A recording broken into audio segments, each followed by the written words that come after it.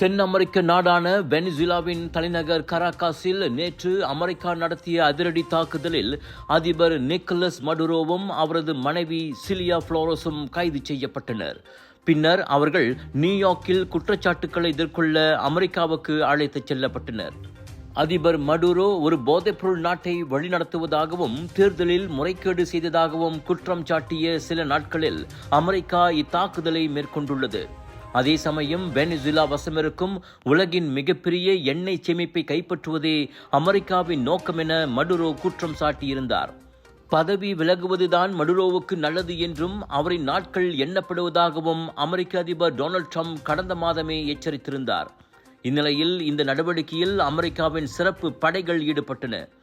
அதன்போது 2 அமெரிக்க வீரர்கள் காயமடைந்தனர். குறைந்தது 40 வெனிசுலா ராணுவத்தினர் மற்றும் பொதுமக்கள் உயிரிழந்தனர்.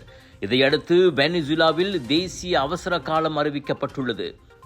இதனிடையே தாம் அந்த அதிரடி முற்றுகையை வாஷிங்டனிலிருந்து நேரடியாக பார்த்ததாகவும் அது ஒரு தொலைக்காட்சி நிகழ்ச்சி போல இருந்ததாகவும் டொனால்ட் ட்ரம்ப் கூறினார்.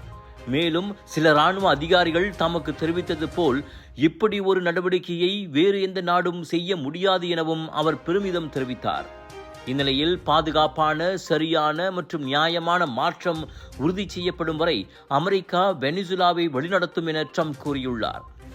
எப்படி வழிநடத்துவோம் என்பதை தெளிவுபடுத்தாவிட்டாலும் அமெரிக்க குழு தலைமையில் அது மேற்கொள்ளப்படலாம் என அவர் தெரிவித்தார்.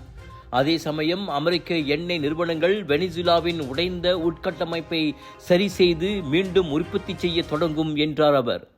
ஒரு நாட்டுக்குள் புகுந்து அதன் அதிகாரமிக்க தலைவரை சிறைப்பிடித்த அமெரிக்காவின் செயல் உலகளவில் கவனம் பெற்றுள்ளது.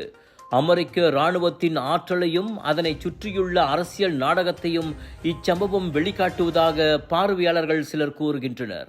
ஒரு நாளைக்கு நம்ம இருதயம் எத்தனை வாட்டி துடிக்குது தெரியுங்களா? கிட்டத்தட்ட 1 லட்சம் வாட்டி. நம்ம தூங்குற நேரத்துல இருதயம் மெதுவா துடிக்கும். நம்ம இருதயம் ஒரு என்ஜின் மாதிரி நான் ஸ்டாப்பா உடம்பு முழுதும் ஆக்சிஜன் பம்ப் பண்ணிட்டு கார்பன் டை ஆக்சைடை வெளியாக்கிடுறோம். ரத்த ஓட்டம் இருதயத்துக்கு சீரா இல்லைன்னா பல பிரச்சனைகள் வர ஆரம்பிக்கும். உயர் ரத்த கொதிப்பு, இருதய சம்பந்தப்பட்ட நோய்கள் மற்றும் பல. டெஸ்லி டென்ஷனோட மகிமை ரத்த ஓட்டத்தை சீராக்கிடும், இருதயத்தின் சுமையை குறைக்கும். டெஸ்லி உங்கள் ஆரோக்கியத்தின் நண்பன்.